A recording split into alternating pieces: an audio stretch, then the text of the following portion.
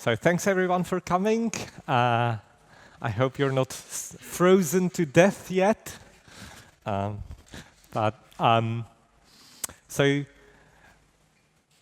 this talk is sort of inspired by something that many people would think is just a marketing slogan. And when you look at F# website, the official fsharp.org homepage, it says F# is a mature, open source, cross-platform, functional-first programming language. And then it says how great it is for people and for companies. I did have to shorten it a little bit.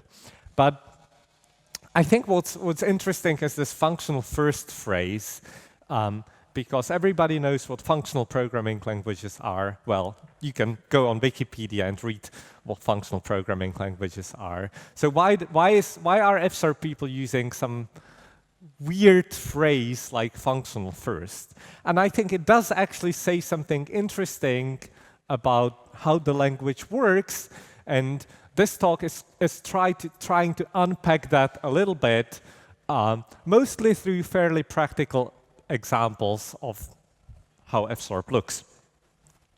So if you think about functions and functional,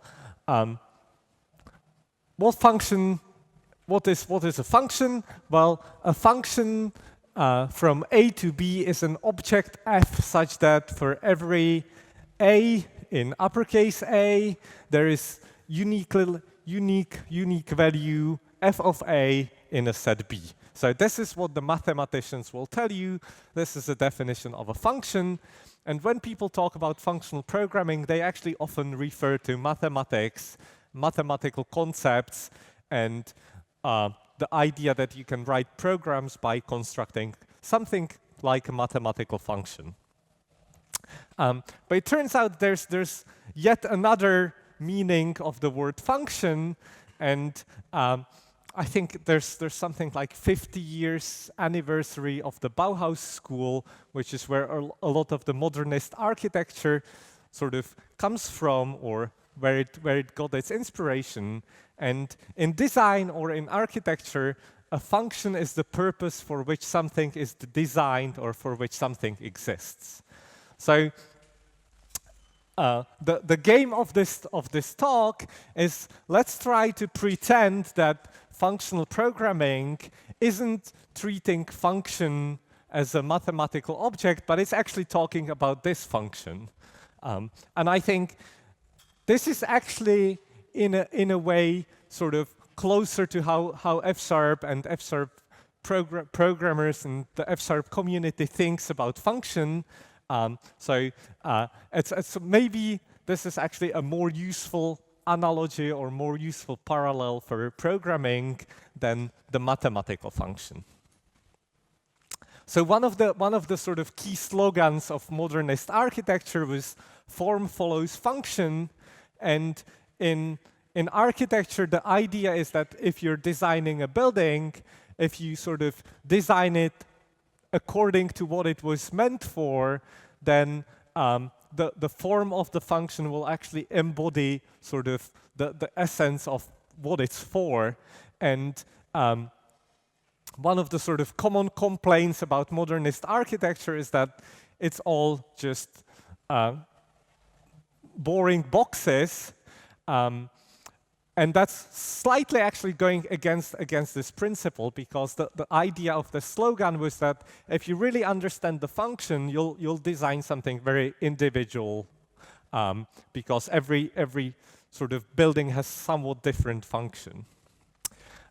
So that's my sort of background, and that's sort of the inspiration for this talk, to look at some examples of functional programming in F# and try to interpret it not as function as a mathematical object, but as function as a purpose. And I'll have a look at three different areas or three different sort of categories of examples. One is transformations, and a lot of code in any programming language really the purpose of it is to transform some value into a new value using a series of transformations. Lots of business processing does this, lots of event processing does this. It's just a very, very common pattern. And how does F# deal with it? So how many people in the room have seen some F# already? Quite a lot of you. So the first example is going to be totally trivial. It's pretty much the thing that everybody in F# does all the time. And I have a list of values. The only interesting thing about this is going to be my political jokes. So this is a list which has conversion rate between pound and dollar, and it's sort of for every date I've got a value. So there's 7th January 2016. This is the number. And I can do various transformations to my list.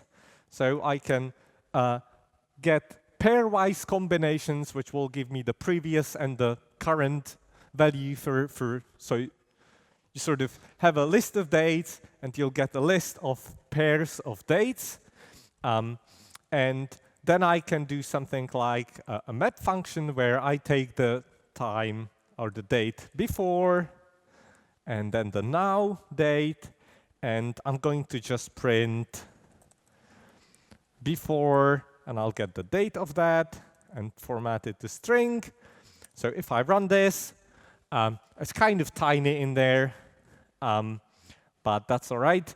It gives me a list of formatted dates, and you can do lots of other interesting transformations, like filter the data. And one interesting thing you can find is find some dates where the rate dropped by quite a lot. So for example, if I do now exchange rate minus, that's the other way around, isn't it?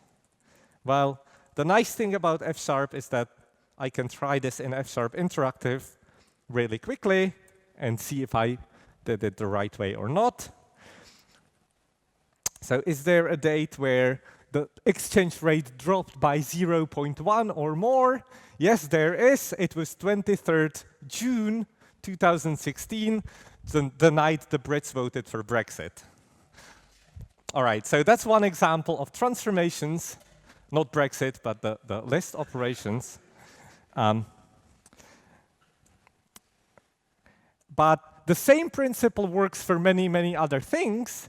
So this is another example, but what I'm using here is a library called Deedle, and that's a library for working with data frames. So rather than just having like a list of things, I now have this data table, and if I scroll up a little bit, well, you can see even from the far that this looks like a table. So I've loaded data on Titan. It's a famous data set with Titanic passengers, and they all have names. They have gender, age. They have how much they paid. And I also know whether they survived or not. And this is a library that lets you do various operations over the entire table of the data. So for example, I can take the data, and I can use something like, well, let's first do this.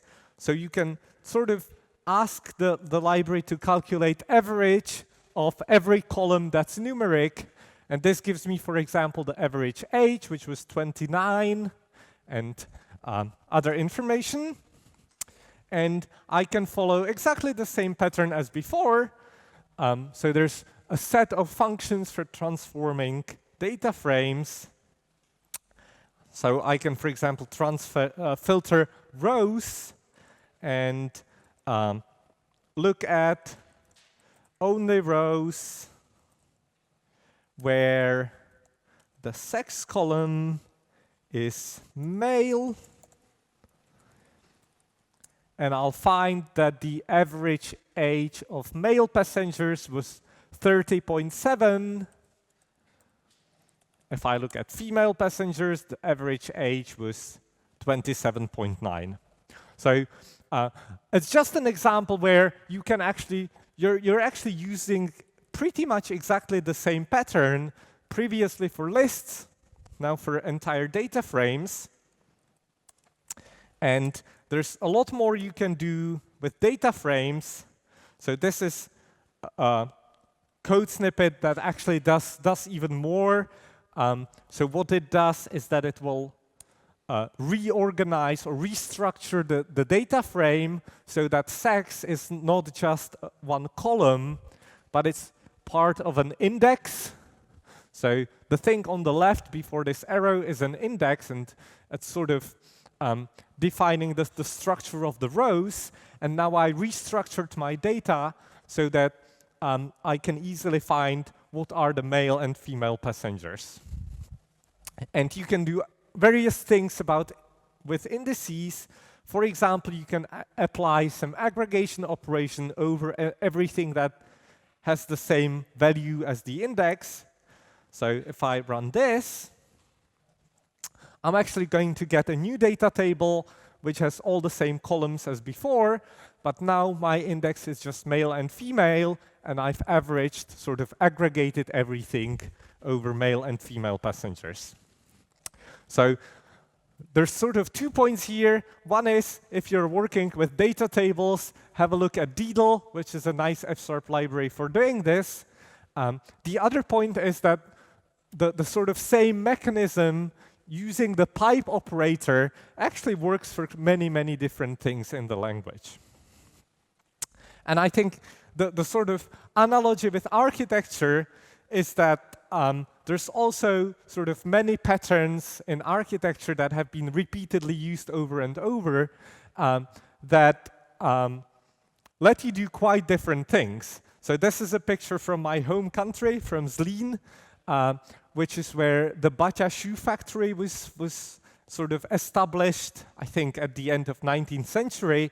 And in the beginning of the 20th century, they sort of built a lot of different buildings, but they're actually using the same style for both of the sort of large office buildings or factories and for the houses that they built for the workers. So if you're there, you'll see that there's this sort of consistency in style across many, many different things. And I think the pipe in F# is actually kind of similar idea where you just get consistency across lots of different things. So I showed you 2 examples with data, but pipe is actually a lot more useful than that. So this is yet another example. How do I actually zoom?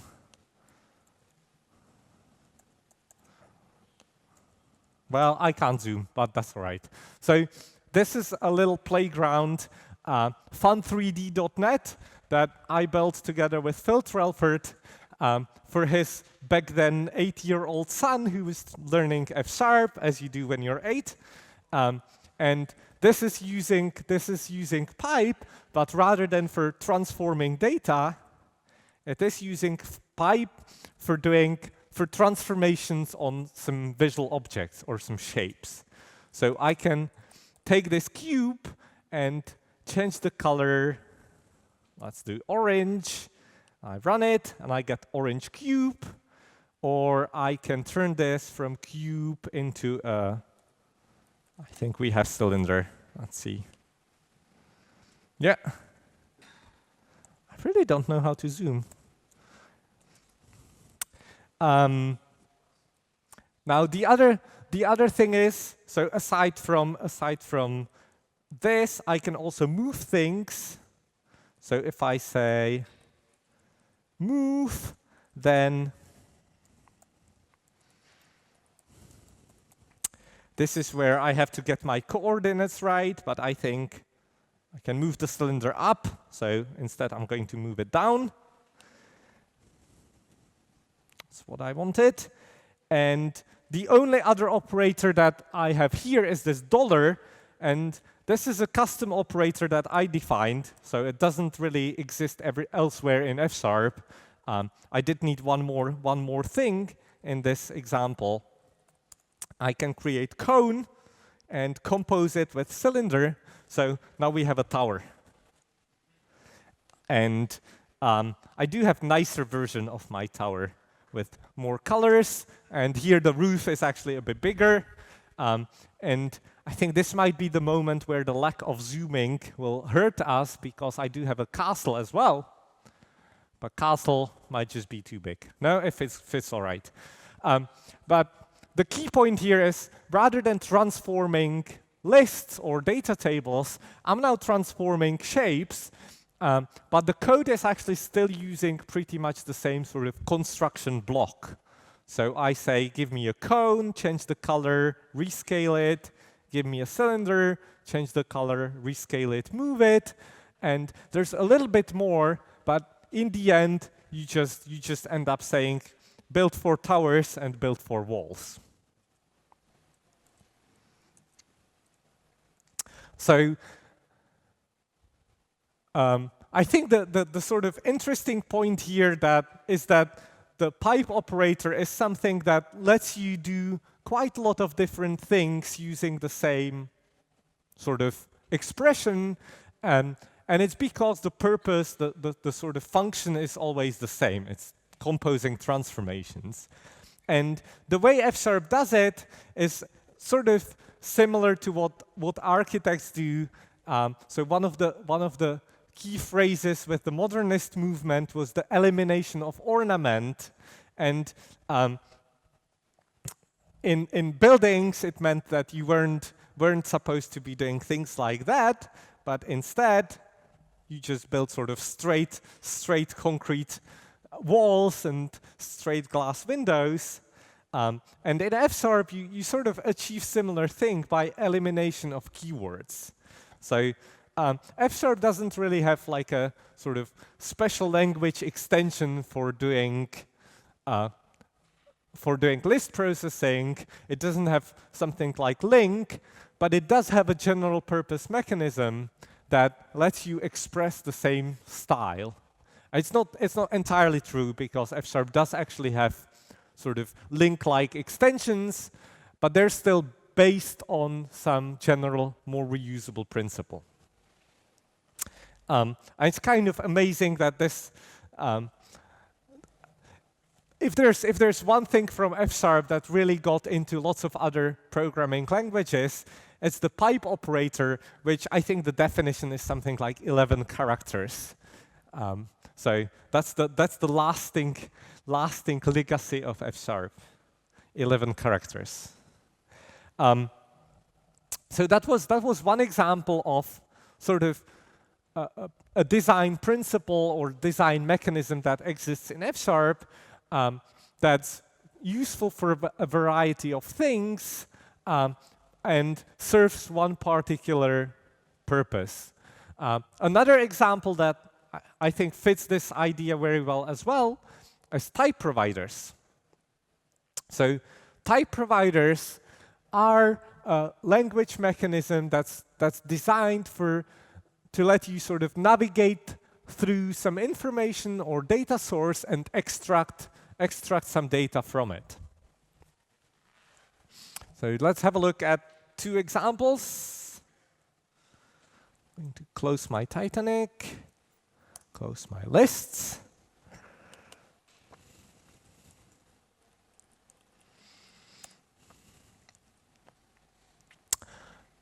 So I'll start with a completely trivial example. This is a type provider that lets you access data about countries. And the way it works, or the way type providers work in general, is that they're sort of compiler extensions or compiler plugins in a way where the types they give you get generated on the fly while you're typing in your editor or while the compilation happens. So what happens here is that the type provider actually looks at the World Bank, which is, among other things, as an organization that has large database on information about various countries. And it gives me all the countries that it knows about. Well, it gives me countries and then also various other aggregations and lots of different things. So I can look at Portugal, for example, and if I look at indicators, this will give me a list of all the data series that actually the World Bank collects about all the countries that it knows. So I did increase the font a bit too much, so you can't really see quite what the entire name of the field is. But if we look at, say, carbon emissions, then if I run it, I get back a data series. Well, let's turn it into a list. I get back a data series where for every year I have the total carbon emissions of Portugal. And we can draw this as a line. So this is a line chart of carbon emissions of Portugal. And I can do a little bit more. So if I want to compare, let's say, compare Portugal and let's do China. That's not China. That's China. So I'm still using the type provider to navigate through my data set and find some interesting data points.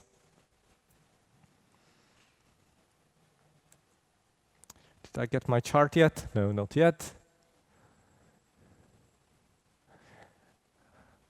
I'm probably am I missing semicolon? Well, I think it shouldn't be strictly necessary here. So I could add a semicolon here. But I think I'm missing internet rather than semicolon. So let me try, first let me try doing this again. And maybe the internet will come back. That's not the right way to get rid of it. Do I need to bin it? All right, let's do that then.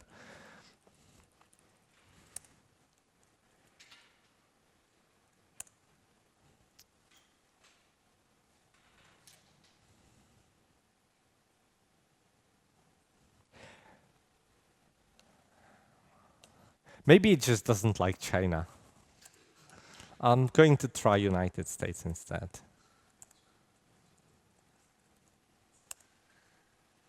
Ooh. It doesn't like United States even more.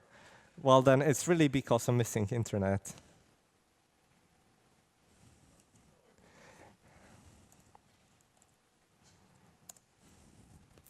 Yeah, that's all right. I did show you at least one example of this. Although, well, let's see. So I'm going to try something else. I do have one more example which I want to show you, and that one does also require internet, so it might be better if it started working. Oh, it's back. So let's try this again. And there we are. So this is Portugal carbon emissions compared to the US. I think Portugal is on the bottom there. And this wasn't very interesting because we are looking at the absolute values, but fortunately, the data source also has data in metric tons per capita. So this is per person. And this is where we actually learn more interesting things. So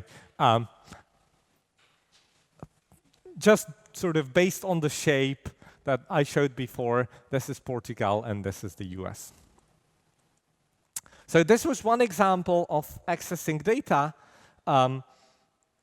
but the main point here is that this is, again, a mechanism that works for lots of different things. So aside from looking at the World Bank, there's type providers for many other data sources.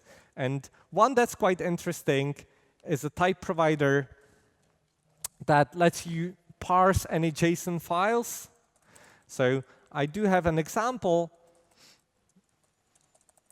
where, so this long URL is a URL of a web service that gives you weather forecast. And what I'm doing here is that I'm defining a new type called weather, which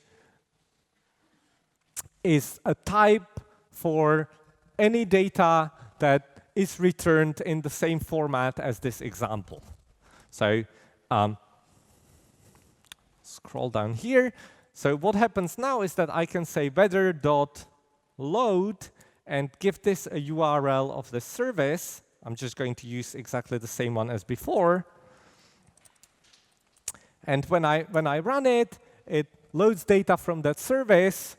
And I can say w dot, and I get a type that's generated based on the sample JSON file that this service returns. So I get back some JSON, and I can do dot on this. It's a static type. It's not like it's doing some magic. It's just a sort of type that's generated by the type provider. And I can see that there's a list of things which happens to be the dates for the weather forecast. And I can do for day in this list, return, let's say, what is there? Temperature during the day.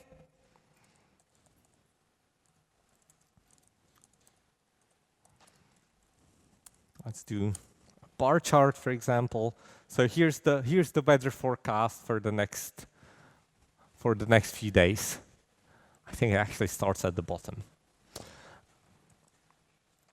The main point is, again, I'm just using a general purpose language mechanism here that lets me easily access data. And in the previous example, we were doing dot to navigate through some big database of country indicators. Here, I'm just using dot to navigate through things in a JSON file. And one of the sort of motivations for the modernist architecture, or one of the slogans, was that it tries to convey the message of simplicity using basic geometric forms or simple materials. And in a way, I think that the idea of dot and accessing something is really sort of an implementation of this idea in the programming world. So you really just say dot to navigate through some object or through some data space.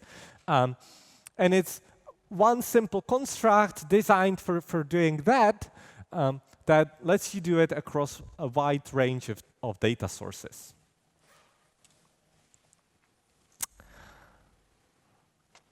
And again, you don't really need sort of special, very like domain-specific construct for accessing data from, let's say, SQL or XML. If you have a mechanism that can use the same simple structure to access data from lots of different sources. So unlike some of the other languages, FSARP doesn't have support for XML literals. And I think nobody really minds because people just started using JSON. The nice thing is that the constructs that FSARP has can actually be used with both XML, JSON, and many other kinds of data. So this was the example of the JSON type provider where you're using dot to navigate through data, and you do need some other language constructs like looping if there's a list, but fundamentally you're still doing it with dot. And I think one of the sort of fun thing about modern architect or modernist architecture was that they very often try to see how far can you go with a given material. So once people started using reinforced concrete, they were sort of creating all these crazy structures. So this is a building in Prague, but there's one I saw, I think this is in Sao Paulo. It's a building that really holds just on these 4 sort of pillars at the ends, and it's just a sort of huge gallery that all just works based on that one material. And in programming languages, people, I think, often try to do the same. So my next example, let's close all these charts, is a project I've been working on in the Alan Turing Institute that tries to use dot for data exploration, going well beyond what people do with type providers normally. So I have a sample data set, which is, well, let me show you what it looks like.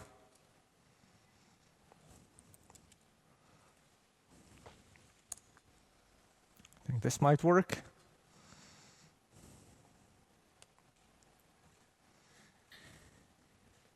Maybe I did something wrong. Or maybe I need internet again.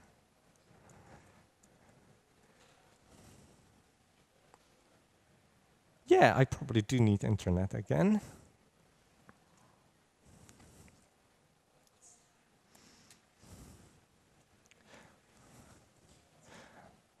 All right, this was actually my mistake because I loaded the entire table, which is quite big. So I don't need, well, I do need internet as well, but I also need a fast browser. So what this looks like is that it's a data table with various information about all the people ever winning any Olympic medal in Summer Olympics. You have columns with things like what was the year, what's the discipline, what was the medal they got, what's the team, and so on. And the interesting thing is that this tool actually uses the type provider mechanism and uses dot for doing a lot more than just picking data from your data source. It gives you a little scripting environment where you can aggregate the data as well. So if I want to look who's the athlete with the largest number of Olympic medals overall, I can use dot to group the data, and the type provider generates not just the sort of available data, but also the available operations. So I can group the data by athlete, and then it says, what are the aggregations that you want to add? And in my case, well, I'm going to concatenate the values of team, which will give me sort of all the countries that the athlete ever competed for. It's typically going to be just one. And I'm also going to get sum the number of gold medals. And then I'm done with picking my aggregations, so I'm going to just do dot then. And dot then isn't really like a special language construct. It's just another member of this object. And then I'm going to say paging, take the top 10. Well, I need to sort first. So let's sort by the number of gold medals descending, take the top 10, and now I do need to use one more language construct, which is let, to sort of save my result. And I'm going to create a table with the results. And I think that should work. Let's see.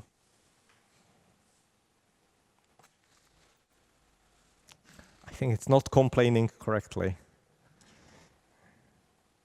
Maybe it is. Ignoring my type errors because I don't trust my software. But I think now, okay, one more thing. I need to get my data. And now all errors are gone. And I'm going to get a table with athletes with the largest number of gold medals in the Olympic Games overall. So this sample code, this little scripting environment isn't really using F# as the scripting language. It has its own little language that's pretty much inspired by F#, and it's using the same type provider mechanism that also works in F#. It is actually written in F#, and you can find it online. It's using the Fable project, which lets you translate F# to JavaScript. So everything I was doing actually runs in a browser. But the key point is that something as simple as type providers, where the only idea is when you type dot, invoke a little bit of code that generates the members. It's something that you can take quite far, and this is basically re-implementing a little SQL-like language where you can construct queries just by using dot. So if dot is the concrete, then type providers are like the reinforced concrete of programming languages.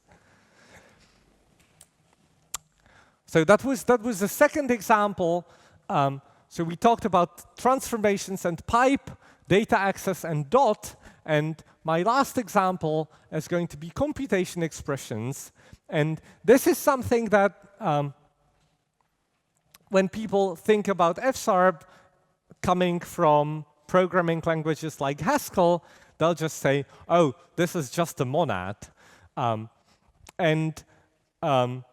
That's sort of mathematically that it's not quite right, but it's a sort of worthwhile statement to think about.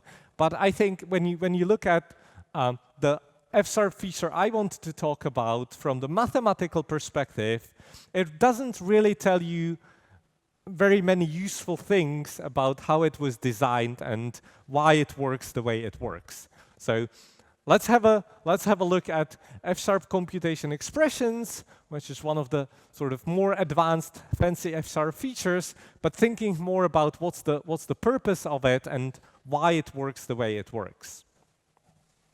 So the purpose of F# computation expressions is to give an alternative meaning to an ordinary computation.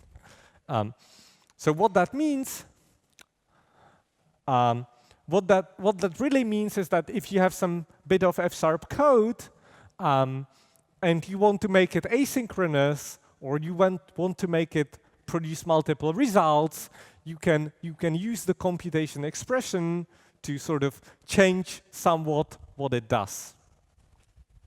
I think my architectural analogy here is that very often the context really matters. So this is a sort of fairly ugly part of Prague, but if you take the same kind of structure and put it in a different context, it suddenly becomes looking very different. In F#, so I've got an example here, which is a bit of code written in sort of normal synchronous way that creates a web client, downloads some URL, and returns the length of the URL of the page. But it also handles exceptions, and if it fails, then it returns none. The nice thing is that if I want to make it asynchronous, I'm just going to wrap it in this async curly bracket block. So I'll switch back and forth so that you can see the differences. I'll wrap it in the async block and then add let bang rather than ordinary let right there. So this is a construct that has been in F# for probably 12 years now or something like that, and it inspired the C# async construct. But the sort of nice thing here is that in F# it's actually sort of, the purpose is more general. It's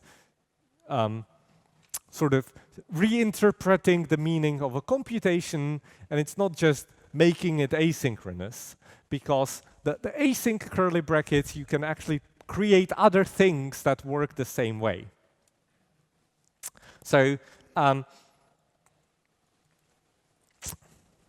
I wanted to show you one quick example of using asynchronous computations, and for that, I'll have to jump here. And I've got one more example. This one is also using Fable. So that's why I'm running it from the command line. I'm going to run yarn start to start my project. So what I'm doing here is that I have a little F# script that I'm going to be translating to JavaScript using Fable. And I'm going to be using the sort of Fable, the typical Fable setup, where you have a command line build running in the background that monitors the changes to your file. And when you save your file, it will recompile it and start serving a web page with a new version. So did this finish? I think it did. If we go to localhost 80/80, here's my little demo. And here's the source code for my demo. This is not the source code for my demo. This is a wrong folder. This is the source code for my demo. So right now, my file just says show section 1 and then turn the circle to green. If we change it to red and save it, this will recompile in the background, reload, and now it's red. So if you're doing anything web related, have a look at Fable, because it lets you write F#, run it in the browser, and this sort of workflow where it reloads automatically is just super nice. So it's a great way of just learning F# as well. And so one example of what I want to do is do a little bit of asynchronous programming for the user interface. And one thing I always found extremely annoying when doing UI programming is that you can't just say, set the color to red, then sleep for 1 second and change the color to some other color. And in normal programming, or in sort of WinForms or WPF, you can't really do that because you can't block the main thread. In browser, it's the same thing. If you just want to sleep for 1 second, you have to do it using a timer, and your code ends up being a terrible mess. So the nice thing we can do with async in F# is that I can actually say async sleep 1 second, and then let's see if I know how traffic lights work. I probably can't go from red to green. That would be bad. So let's do, no, that would be all right, right? I don't want to go from green straight to red. I want to give orange first. So let's see what my traffic light does. It's red, green, orange, and then it stops. So we should do this in a loop. And the nice thing here is that I can actually just say while true, do this, and then I'll end up with a traffic light that runs forever in a loop, waiting 1 second between the changes. And I think this is probably safe. So the way this works behind the scenes is that the async.sleep operation does actually create a timer, and when the timer sort of after 1 second, when it ticks, it will resume the computation, because that's one thing you can do with asynchronous computations. And it doesn't, the nice thing about sort of how the code is structured is that this is something that makes obvious sense, because you just have code that changes color, waits, changes color, waits, changes color, waits. You didn't have to completely restructure the code just because it ends up being the case that you can't block threads in JavaScript. So you sort of have normal code that you would write if you were if you were doing something that actually sleeps, but you can reinterpret the code so that the sleeping happens without blocking. And you can still use all your normal favorite language constructs inside here. So I can say for color in red, green, orange, do change the color and sleep.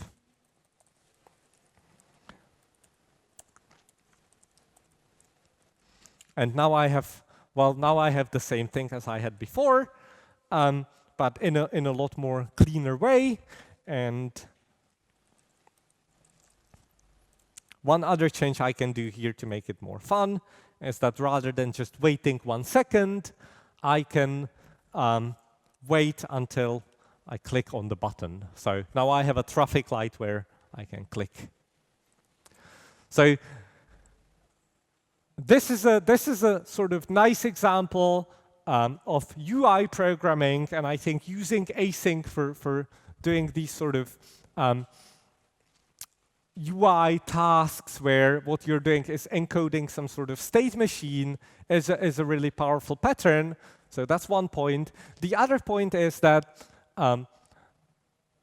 if you sort of unsee the async curly brackets, then it really looks like ordinary F# code that iterates over 2 loops and changes some colors. And by adding the async curly brackets, we sort of don't lose any of the normal intuition about what the code does. So you still can understand it, and there's only one sort of extra trick, which is that rather than all this happening synchronously, it happens asynchronously, but that's sort of a technical detail you don't really have to worry about too much. When sort of people coming from the Haskell background say, oh, this is just a monad, that's sort of technically that's true here, but if you're using it, what you care about is your sort of intuition about how the language constructs work. And that's something that F# does very differently, because in F# you have for loops, you have while loops, and you can still use them inside this construct.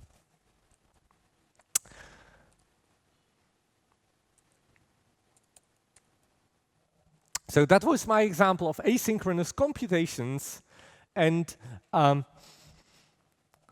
sort of design reference here is one of the sort of modernist ideas was use flexible material and design with the material in mind. So something like computation expressions is a lot more sophisticated language construct than, say, the pipe or dot. It lets you do quite a lot of advanced things, and there's some cases where it's appropriate, some cases where it's not.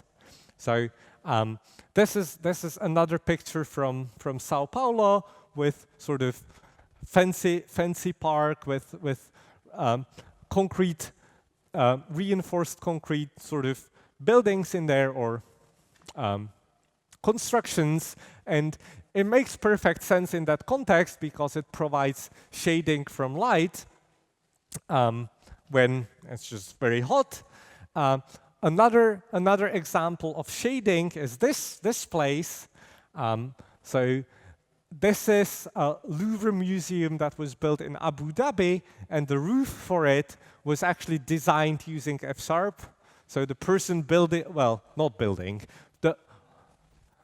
it turns out that architecture is a really complicated business and there's so many people involved, but the person who was sort of creating the concrete design proposal wrote some F# scripts to generate the patterns of the sort of metal things that hold the roof.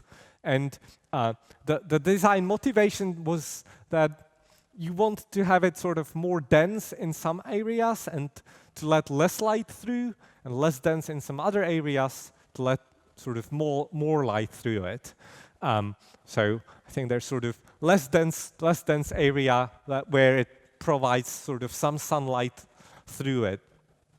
But it's definitely something where they sort of thought about what's going to be the material that's available and what can they do with it. And here they ended up with this really, really fancy roof designed using F#.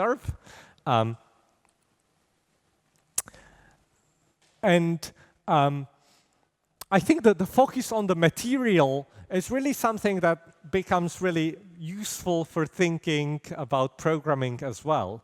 So one of the things that I often find in F# is that if you're designing some abstractions, it should be either really, really easy, or well, if you have language like F# that sort of enforces you or forces you to do things in certain ways, then using the right abstraction is either really, really easy or almost impossible. And the point is that it sort of leads you towards the easy bit, and it makes your life really hard if you're trying to do something that doesn't quite work. And I think one really nice example here is sort of taking the asynchronous programming ideas from just asynchronous computations that produce one result to asynchronous computations that generate sort of sequences of values. And I'm actually going to start with an example first, because I do have enough time to show this. So I'm going to delete this part, and I've got one more example.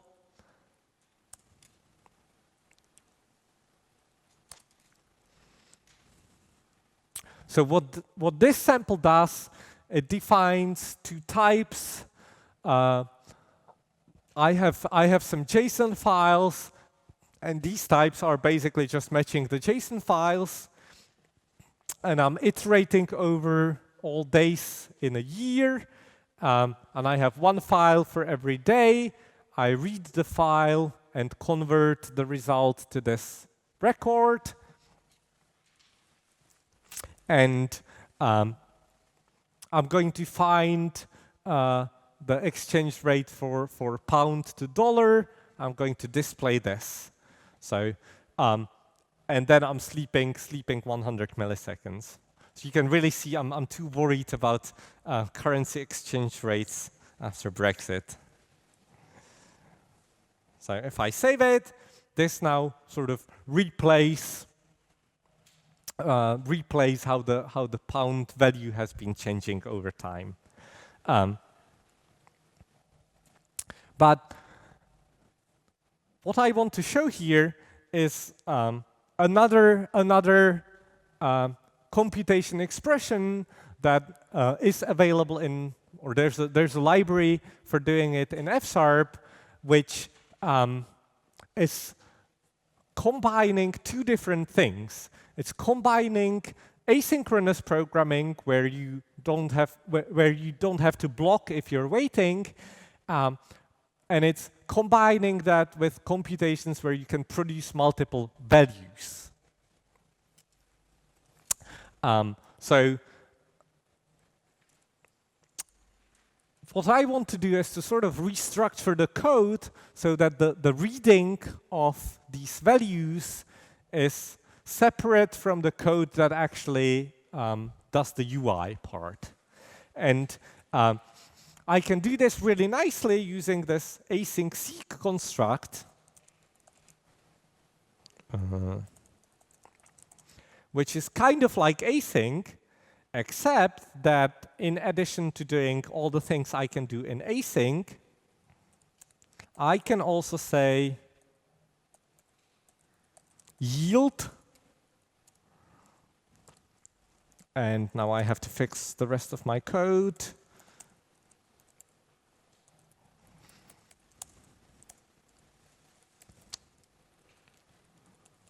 And learn how to type. No. That's what I want.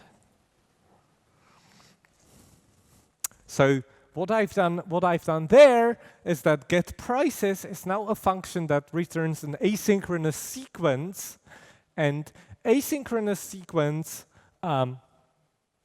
can still have some asynchronous operations in there, but it also generates a stream of values. I'm actually going to move the sleeping here so that I do actually wait. So it can block asynchronously, or it can do asynchronous I/O, but it can generate multiple values. So here I'm generating a stream of values, and I can iterate over that.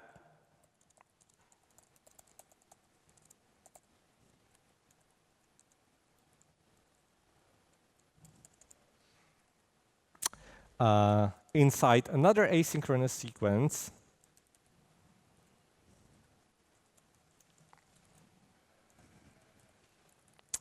And then rather than starting my async, I'll just start my asynchronous sequence. And I did do dot value in the first function, so I don't have to do it in the second one. All right, so if we run this again, it does nothing because I did break something.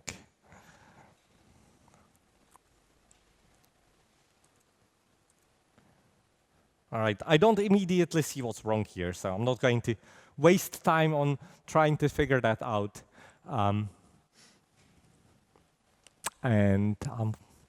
Let's just see if I can fix it by cheating, because I do have a working version here.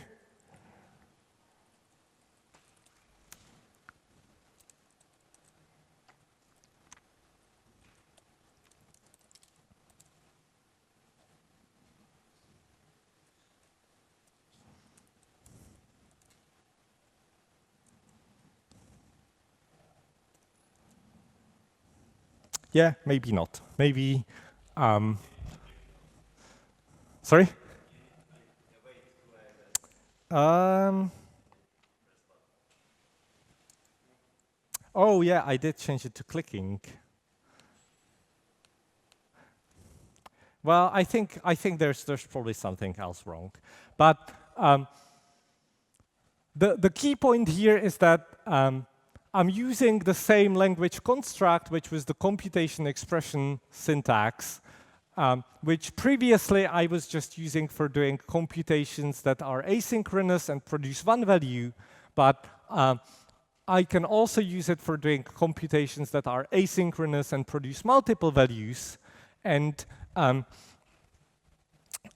the way the computations work behind the scenes is that they're doing what the reactive programming people would call pool-based. So it only generates the next value when you ask for it. And that's really nice because it lets you do things like for loops where you can block inside the for loop. If you have event, like observable, you can't really iterate over observable in a for loop and block inside the body, because what would you do if the observable started generating more values while you're blocking? So that's kind of an abstraction that doesn't really let you use these constructs, and doing that would be almost impossible. You'd have to come up with some crazy hacks. And here I've got an abstraction where I can actually nicely and really easily construct things like for loops, because it just says, pull the next value from the data source asynchronously, process it, and then pull the next one. So this is one of the sort of more interesting abstractions that are available in F#. And if you're doing any sort of asynchronous concurrent processing, have a look at asynchronous sequences, because you might find them nice. All right, so to wrap up, I think when you look at modernism in architecture, people say it's sort of associated with trying to understand what's the function, using new materials, keeping things simple by eliminating ornaments. And that's really, those ideas are really something that you can find very, very useful in programming. And I think F# in many ways sort of tries to embody those ideas. So function composition lets you eliminate lots of keywords. Type providers give sort of extra power to very simple idea of dot. and computation expressions let you reinterpret the existing material and use it for many other new things. So I think what I talked about was functional programming, except that rather than interpreting function as the mathematical object, I was trying to interpret it as the purpose for which things were designed. And I think this is really useful perspective, but sadly functional programming is taken already, so I'm just going to be calling it functional first programming. That's it. Thank you.